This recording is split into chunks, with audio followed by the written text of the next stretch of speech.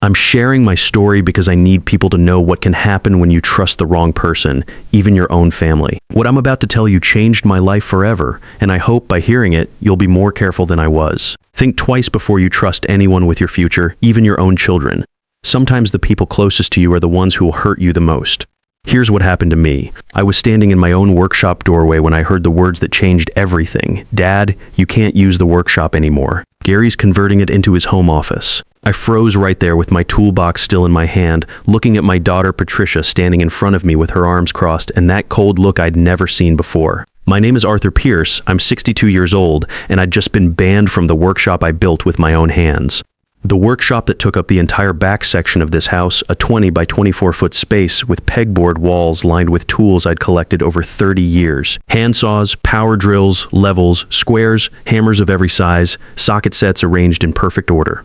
The workbench I'd built myself ran along the entire back wall, solid oak with a vise that could hold anything. Above it, fluorescent lights that lit up every corner so I could see my work clearly. In the corner sat my table saw, the crown jewel of my collection, a Delta contractor's saw I'd bought used 15 years ago and rebuilt from the ground up. This wasn't just some hobby space. This was where I'd spent 30 years perfecting my craft as a construction foreman, where I'd taught Patricia how to use a cordless drill when she was 8 years old, standing on a milk crate so she could reach the workbench, where I'd planned to spend my retirement building cabinets for the neighbors, fixing things around the house, maybe teaching some of the local kids how to work with their hands. But apparently that was over now. I'd stocked that house with my money just months earlier. I'd given Patricia and her husband Gary $75,000 from selling my construction business, Pierce & Sons Construction, even though there never was a son. Just me, working my way up from a laborer with a high school education to running my own crew, managing projects worth hundreds of thousands of dollars. 30 years of getting up at 5 a.m., coming home covered in sawdust and drywall compound, saving every penny I could. But Patty, we agreed the workshop would be mine when I moved in, I said, still holding that toolbox like it meant something. The weight of it felt familiar in my hands. My father's old metal toolbox, the one he'd carried to construction sites back in the 1960s. Well, things changed, Dad. Gary needs a proper office space, and that workshop is just taking up room. You've got all those loud tools in there anyway. Loud tools. Like the gentle hum of my scroll saw was bothering anyone. Like the occasional use of my circular saw was some kind of neighborhood disturbance. I'd soundproofed that space myself, adding extra insulation to the walls so I could work without bothering anyone. Gary appeared from behind her, tall and smug in his pressed white shirt and dark blue tie, looking at me like I was some kind of handyman he'd hired and was now dismissing. Sorry, Art, but I need somewhere quiet to work. Business calls, you know? Important meetings with clients. Maybe you can set up something in the garage. The garage? A cramped space barely big enough for one car, with a concrete floor that stayed cold and damp all winter. No proper lighting, no ventilation, nowhere to mount my pegboard system. He was talking about moving $20,000 worth of professional tools into a space that wasn't fit for storing lawn equipment. This was the man my daughter chose to marry. Gary Stevens, 38 years old, a sales manager at some insurance company who wore suits to work and had never held a hammer in his life. Never built anything, never fixed anything, probably called a repairman when a light bulb burned out. And now he was pushing me out of the space I'd helped pay for. I put $75,000 into this house, I said quietly, feeling the words hang in the air between us. We had an agreement that I'd have my workshop space.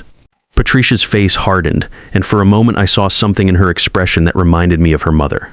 But not the good parts, the stubborn streak that Martha had when she was angry about something. That money was a gift, Dad. You wanted to help us, remember? No one forced you to sell your business. A gift. After I'd sold Pierce & Sons Construction, the company I'd built from nothing over 25 years. Started with just me and a pickup truck, taking on small jobs, deck repairs, bathroom renovations, kitchen cabinets. Worked my way up to managing crews of 8 guys, handling whole house renovations, commercial build-outs. Built a reputation in 3 counties for quality work and fair dealing. All of it sold to help them with the down payment on this house. This 2,200 square foot colonial with 4 bedrooms, 2.5 baths, and that beautiful workshop space that had sold me on the place from the moment I saw it. Of course, honey, I said, because something inside me snapped right then. Not a loud snap like a board breaking, but the quiet kind when you're checking a foundation and discover a crack that's been hidden under fresh paint. I understand completely. I put my toolbox down on the workbench, ran my hand along the smooth oak surface one more time, and walked out of my workshop. Behind me, I could hear them already discussing paint colors for Gary's new office, probably some boring beige or corporate gray. As I climbed the stairs to my room on the second floor, I passed the living room where Gary was already measuring the doorway between the workshop and the main house, talking about installing French doors to make his office look more professional. In my mind, I was calculating what those French doors would cost, what kind of trim work would be needed, how the installation would affect the structural integrity of that wall. Old habits, my bedroom was on the front of the house, overlooking the street. A simple space with just a bed dresser, and the one chair I'd brought from my old house, Martha's reading chair, a blue recliner, where she'd spent countless evenings with her mystery novels. It was the only piece of furniture Patricia had let me keep when I moved in. Everything else had to go because it didn't match the decor. That night, I sat on Martha's chair, staring out at the street, thinking about how I'd gotten here. 8 years ago, when my wife died of cancer, Patricia had been so supportive. She'd driven 3 hours from the city every weekend during Martha's final months, helped coordinate with the hospice nurses, held her mother's hand during the worst of the chemotherapy sessions. After the funeral, she visited every week for months, bringing groceries, helping me sort through Martha's things, telling me I'd never be alone. Martha had been the steady one in our marriage. While I was out on job sites dealing with difficult contractors and weather delays, she managed our finances, handled the business bookkeeping, made sure we had something set aside for retirement. She was the one who insisted I take that night school course in business management back in 1995. Arthur, she'd said, you're smart enough to run your own company, but you need to learn the paperwork side. She was right, as usual. The last thing Martha said to me 3 days before she passed was about Patricia. We were in the hospital room, machines beeping quietly around us, and she squeezed my hand with what little strength she had left. Take care of our girl, Arthur. She's going to need you more than she knows. I promised I would. Never thought that promise would lead me here. 2 years ago, when Patricia and Gary were looking to buy a house, she'd called me on a Sunday afternoon with such excitement in her voice. They'd found the perfect place, she said, but they needed help with the down payment. The house was big enough for all of us to live together comfortably. I could have my workshop never be lonely again, and we'd be a real family. Dad, it's everything we've ever wanted, she'd said. There's this amazing workshop space that's perfect for you. You could set up all your tools, work on projects, maybe even take on some side jobs if you get bored with retirement. And we'd be together. Mom would have loved that. She knew exactly how to get to me. Martha had always worried about me being alone after she was gone, had made me promise I wouldn't become one of those widowers who just sits in an empty house watching TV until they die. So I believed Patricia sold everything I'd worked for and gave her the money. The house was beautiful, a well-built colonial on a quiet street with mature oak trees lining the sidewalk. Good bones, as we say in construction. The workshop space had been a major selling point. The previous owner was a cabinet maker who'd set it up with proper electrical, good lighting, and enough space for serious projects. The first few months after I moved in were actually pleasant. Patricia still treated me like her father, included me in conversations about the house, asked my opinion on things. Gary was polite enough, though I could tell he thought my stories about construction work were boring, but there were small signs I should have noticed, like how they'd rearranged the workshop without asking me first. Moved my table saw to a different corner because Gary said it looked better there, even though the new position blocked access to the electrical outlet I used for my sanders. Or how Patricia started referring to our house when talking to friends, never mentioning that I'd helped buy it. The real change started about 6 months ago. Gary got some kind of promotion at work, started making more money, and suddenly they were talking about upgrades all the time. New kitchen cabinets, hardwood floors throughout the main level, maybe adding a deck off the back. All expensive projects that would require taking on debt. That's when they started asking me to sign papers. Bank renewals, they called them. Refinancing paperwork. Just routine stuff, Dad. You don't need to read through all that legal jargon. And like an idiot, I signed them all. Trusted my own daughter. But I'm not completely naive. 30 years in construction teaches you things about contracts and paperwork. You learn to read the fine print because contractors will try to slip extra charges past you if you're not careful. You learn to document everything because memory isn't good enough when thousands of dollars are at stake. Most importantly, you learn to pay attention when people's stories don't add up. The morning after they banned me from the workshop, I decided to do some investigating of my own. Started with the locked desk in the living room where Patricia kept all the house documents. A simple lock, the kind you find on cheap file cabinets. Nothing that would stop someone who'd spent decades working with tools inside. I found papers that made my stomach drop. The house deed with only Patricia and Gary's names on it, no mention of Arthur Pierce anywhere. Transfer documents showing my $75,000 as a gift contribution with no ownership rights attached. loan modifications I'd supposedly agreed to, and worst of all, papers I'd apparently signed waiving any claim to the property. But here's the thing about working in construction for 30 years. You handle a lot of paperwork, change orders, contracts, inspection reports. You get familiar with your own signature, with how your handwriting looks when you're signing important documents versus when you're just scribbling a quick note. Some of these signatures looked wrong, the pressure was different, the angle slightly off, like someone had been practicing. I photographed everything with my phone, put the papers back exactly where I found them, and spent the rest of the day thinking. That evening at dinner, I watched them differently. Noticed how they exchanged glances when I mentioned wanting to organize my tool collection. Saw how Gary smirked when Patricia talked about my generous contribution to the house fund. The next week, Patricia left her phone on the kitchen counter while she went upstairs to shower. I'd seen her enter the passcode dozens of times, minus A24, her wedding date. What I found in her text messages destroyed whatever was left of my trust in her. There was a conversation with her friend Jennifer from work. Almost done getting Dad off the deed completely. Howard says one more document and we can sell this place and upgrade to something in a better neighborhood. Another exchange with Gary. LOL, Dad's so easy to fool. He signs whatever I put in front of him without even reading it. One more signature, and we're free to do whatever we want. And the one that hurt the most, a message to someone named Ashley. I know it sounds harsh, but Dad's getting older and we can't be responsible for him forever. The nursing homes aren't that bad these days. And once we sell this house, we'll have enough equity to get something really nice in the suburbs. Nursing homes. They were planning to stick me in a nursing home after stealing my money and selling the house I'd helped buy. I took screenshots of everything, deleted the message history so she wouldn't know I'd seen them, and put the phone back exactly where she'd left it. That night, I lay in Martha's chair staring at the ceiling, but I wasn't devastated anymore. I was angry. The kind of cold, calculating anger that comes from 40 years of dealing with contractors who try to shortchange you on materials, suppliers who deliver substandard lumber and hope you won't notice, and building inspectors who need to be handled just right to keep a project moving. If my daughter wanted to play games with paperwork and legal documents, she was about to learn that her old man hadn't spent 3 decades managing construction projects without learning how to fight smart. I started with a lawyer the next morning, found Carl Rodriguez through my old foreman Tommy, who'd used him when his ex-wife tried to claim half his contracting business in their divorce. Carl's office was in a strip mall between a tax preparation service and a dry cleaner. But Tommy said he was good people and knew construction law. Carl was about my age, maybe a few years younger, with gray hair and work boots under his desk. The kind of lawyer who understood blue-collar problems. I explained the whole situation, showed him the documents I'd photographed, and the text messages proving their intent to defraud me. Mr. Pierce, he said after reviewing everything, what they've done is textbook elder fraud. We can definitely fight this, but I need to be straight with you about the process. How long and how much, I asked.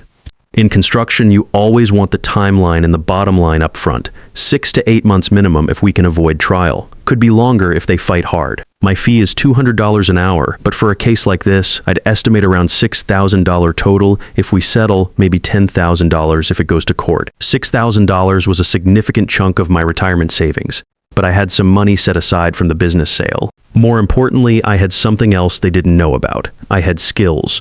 See, when you've spent 30 years managing construction sites, you learn things that apply to more than just building houses. You learn how to document everything systematically. How to set up surveillance to catch workers who are stealing materials or cutting corners when they think you're not watching. How to gather evidence methodically, like building a foundation, one solid piece at a time until you have something that won't fall down under pressure. Most importantly, you learn patience. You learn to wait for the right moment to make your move, just like you wait for concrete to cure properly before you remove the forms. I started small. Digital recorder from Radio Shack, about the size of a cigarette pack, hidden behind some books on the living room shelf. Another one in the kitchen, taped under the lip of the counter where no one would think to look. Nothing illegal. These were common areas in a house I'd helped buy, and I wasn't recording private conversations in bedrooms or bathrooms. Within a week, I had them talking freely when they thought I was upstairs napping or out running errands. Gary complaining about how much my prescription medications were costing on their health insurance. Patricia laughing about how she'd convinced me to sign another waiver without reading it. Both of them discussing which real estate agent would get them the best price when they sold the house. But I needed more than recordings. I needed documentation that would hold up in court. That's when I put my construction network to work. My old electrical contractor, Pete Morrison, owed me a favor from when I'd helped him get a big commercial job 5 years back. Pete had expanded into security systems after the construction market slowed down in 2008. He came over one Saturday when Patricia and Gary were out shopping, told them I was having him check the electrical panel for safety issues. What he actually did was install 2 tiny cameras in the living room and kitchen, hidden in smoke detectors he replaced with newer models. Professional-grade equipment, motion-activated with wireless transmission to a receiver I kept in my bedroom. Everything legal since it was monitoring common areas of my own residence. Within 2 weeks, I had video of Gary using my computer to research estate lawyers. Video of Patricia forging my signature on practice sheets trying to get the angle just right. Most damaging of all, video of both of them counting out cash and discussing how they'd split the profit from selling the house. We should get at least $320,000 for this place, Gary said, sorting through a stack of hundreds. After paying off the mortgage and Dad's imaginary share, we'll clear about $180,000, enough for a down payment on something really nice. Dad's imaginary share? Like my $75,000 had been play money. Meanwhile, Carl was working the legal angle. Filed requests for all property records, got certified copies of every document filed with the county clerk, and had a handwriting expert examine the signatures on the papers I'd supposedly signed. Good news and bad news, he told me during one of our weekly meetings. Bad news is that some of your signatures are authentic. Good news is that the most important ones, the documents waiving your property rights, those signatures are forgeries. Not very good ones either. The handwriting expert was a retired FBI examiner named Dorothy Williams who'd testified in hundreds of fraud cases. She could prove in court that someone had practiced my signature and forged the critical documents. Combined with the recordings and video evidence, we had enough to prove conspiracy to commit fraud. But Carl warned me about something else. Your daughter's going to fight this hard, Arthur. She's got her own lawyer now, and he's not cheap. Howard Martinez, he handles a lot of estate disputes for wealthy families. She's probably paying him $400 an hour. That meant Patricia was serious about this. Serious enough to spend real money trying to keep what she'd stolen. It also meant I needed to be smarter about my strategy. I started playing dumb. When Patricia asked me to sign more paperwork, I'd act confused, ask lots of questions, make her explain every detail. What I was really doing was getting her to lie on camera, recording her false explanations about what the documents said. It's just another bank form, Dad. Something about updating your address for their records. What it actually was, a power of attorney document giving her complete control over my finances. I signed it anyway right there on camera after she'd explained what it really wasn't. Perfect evidence for court. Meanwhile, I used my construction contacts to dig deeper into their financial situation. My old banker, Sarah Chen, had moved to a different bank but still had friends at the branch where Patricia and Gary kept their accounts. Nothing illegal, just professional curiosity about how much debt they were carrying. Turns out they were leveraged to the hilt. Credit cards maxed out, car payments on 2 expensive vehicles, and they'd already spent money they didn't have based on the assumption they'd be selling the house soon. They needed my money and they needed me gone, or they were going to be in serious financial trouble. That's when I realized this wasn't just greed, it was desperation, and desperate people make mistakes. 6 months after I'd started gathering evidence, Carl called with news.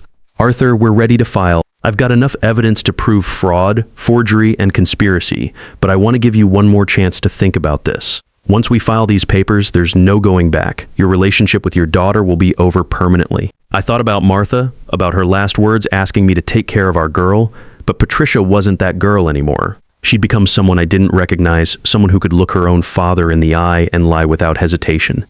File the papers, Carl.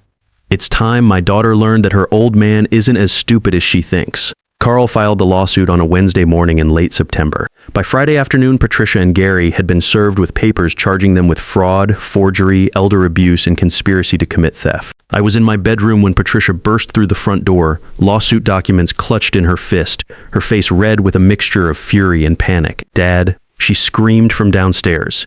Get down here right now. I took my time walking down the stairs, each step measured and deliberate. When I reached the living room, she was standing there with Gary beside her, both looking like they'd seen a ghost. The papers were scattered across the coffee table between us. What is this? Patricia demanded, waving the summons at me. You're suing us, your own family? I'm protecting what's mine, I said calmly, settling into the armchair across from them, what you stole from me. Gary stepped forward, his face twisted with anger. You crazy old man, we didn't steal anything. You gave us that money freely. This is how you repay our kindness. We gave you a home when you had nowhere else to go. Then why are you so worried? I asked. If everything was legal and honest, you've got nothing to fear from a judge, right? That's when Patricia really lost it. Started crying, saying I was ungrateful. that they'd done everything they could to make me comfortable, how I was repaying their generosity with this lawsuit. How could I do this to my own daughter, but I'd heard the recordings. I knew exactly what they really thought of me. The legal process took 8 months. 8 months of cold silence in that house, of them trying different tactics to get me to drop the suit. First came the intimidation, Gary threatening to kick me out, Patricia saying I'd never see my grandchildren if I didn't stop this nonsense. Then came the guilt trips, how I was destroying the family, how Martha would be ashamed of what I was doing. When that didn't work, they tried bribing me, offered to let me keep the workshop if I dropped the lawsuit, then offered me $25,000 to walk away and forget the whole thing. Finally, their lawyer tried negotiating a settlement. They'd pay me $40,000, and I'd sign a document promising never to claim any rights to the property. Carl and I turned down every offer. We had the evidence, we had the law on our side, and I wanted my day in court. Their lawyer, Howard Martinez, was everything Carl had warned me about: expensive suit, fancy office downtown, the kind of guy who thinks blue-collar workers are too stupid to understand legal strategy. During depositions, he tried to paint me as a senile old man who was confused about what he'd signed, a bitter father trying to extort money from his successful daughter. What he didn't count on was how well I'd prepared for this fight. The day of the trial, I wore my best suit, the navy blue one Martha had bought me for Patricia's wedding. Carl and I arrived early, set up our materials methodically like we were preparing a job site. Evidence folders arranged in order, exhibits labeled and ready. Witness statements organized by topic. Patricia and Gary arrived with their full legal team. Martinez, 2 associates, and what looked like a private investigator. All of them dressed like they were heading to a corporate boardroom, trying to intimidate us with their professional appearance. The courtroom was smaller than I'd expected, wood-paneled walls and fluorescent lighting that reminded me of a government office. About 30 seats for observers, most of them empty except for a few court reporters and law students taking notes. When the judge entered, a woman about 50 named Judge Rebecca Foster, everyone stood. She had gray hair pulled back in a practical bun and the no-nonsense expression of someone who'd heard every excuse and sob story in the book. Carl presented our case methodically, started with the financial evidence, my $75,000 contribution, the deed showing I wasn't listed as an owner, the forged documents waiving my rights. Then he played the recordings, Patricia's own voice explaining how easy it was to fool me, discussing their plans to sell the house and put me in a nursing home. The forged signature evidence was devastating. Dorothy Williams, the handwriting expert, displayed enlarged photos of my real signatures compared to the forgeries. The differences were obvious once you knew what to look for: pressure points, letter formations, the natural flow of authentic handwriting versus the careful, deliberate strokes of someone copying. But the most damaging evidence was the video. Clear footage of Patricia practicing my signature, of both of them counting cash and discussing how to split the profits from selling my house. Gary talking about Dad's imaginary share like my life savings was some kind of joke. When it was Patricia's turn to testify, Martinez tried to control the narrative, made her sound like a devoted daughter trying to help her aging father manage his finances. But Carl's cross-examination destroyed that fiction. Miss Pierce, in your text message to Jennifer on March 15th, you stated, "Dad's so easy to fool. He signs whatever I put in front of him. Can you explain what you meant by that?" Patricia's carefully composed expression cracked. She looked to Martinez for help, but there was nothing he could do. The evidence spoke for itself. I was frustrated, she said finally. Dad was being difficult about some paperwork, and I was venting to a friend. Difficult how? Carl pressed. By asking to read documents before signing them? I don't remember the specific circumstances. Carl played the recording of her explaining the power of attorney document to me, clearly lying about what it contained. Then he showed the video of her practicing my signature. By the time he finished, Patricia was crying, but they weren't tears of sorrow. They were tears of someone who'd been caught red-handed. Judge Foster's ruling was swift and decisive. She'd seen enough elder fraud cases to recognize a clear-cut example when it was presented to her. The evidence shows a deliberate conspiracy to defraud Mr. Pierce of his financial contribution to this property, she said, looking directly at Patricia and Gary. The forged documents, the false representations, and the defendant's own recorded statements prove intent to deprive the plaintiff of his rightful ownership interest. She ordered them to either add my name to the deed as a 50% owner or pay me $95,000, my original $75,000 in damages and interest. She also ordered them to pay my legal fees and imposed an additional $10,000 fine for elder abuse. The gavel came down like a carpenter's hammer driving a nail home, final and decisive. Patricia and Gary chose to pay rather than share ownership. They had to take out a second mortgage, sell Gary's expensive car, and empty their savings accounts to come up with the money. Within 30 days, I had a certified check for $95,000. That afternoon, I found my own place. A small house on the other side of town with a 2-car garage that I converted into the workshop of my dreams. Better lighting than the old space, more room for my table saw, and enough space to take on custom carpentry projects for neighbors who appreciated quality work. The day I moved out, Patricia and Gary didn't say goodbye. No final words, no reconciliation attempt, just silence. I loaded my tools into a rented truck, taking special care with my father's old toolbox, and drove away from that house for the last time. 6 months later, Patricia called. Her marriage to Gary had fallen apart, she said. He blamed her for losing their financial security. She was sorry, she claimed. She'd made mistakes and needed her father back in her life. I understand you're going through a difficult time, I told her. But understanding and forgetting are two different things. You made your choices, Patty. Now you have to live with them. I hung up and went back to my workshop. Had a custom entertainment center to finish for the Johnsons down the street, and I was already behind schedule. These days, my phone rings regularly with small carpentry jobs. Word gets around when you do quality work at fair prices. My workshop smells like sawdust and wood stain, exactly the way it should. The pegboard walls are organized perfectly, every tool in its proper place. I'm 62 years old, I live alone, and I built this life with my own hands. That's enough for me, more than enough. When people ask if I regret fighting back, if I wish I'd tried harder to preserve the relationship with my daughter, I tell them what Martha used to say. Arthur, respect isn't something people owe you because you're family.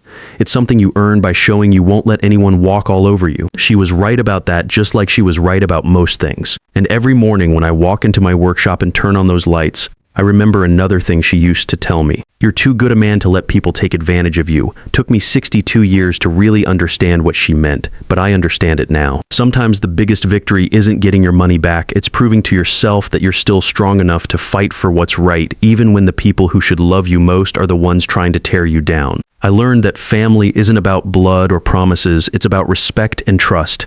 And when those are gone, sometimes walking away with your dignity intact is the only victory that really matters.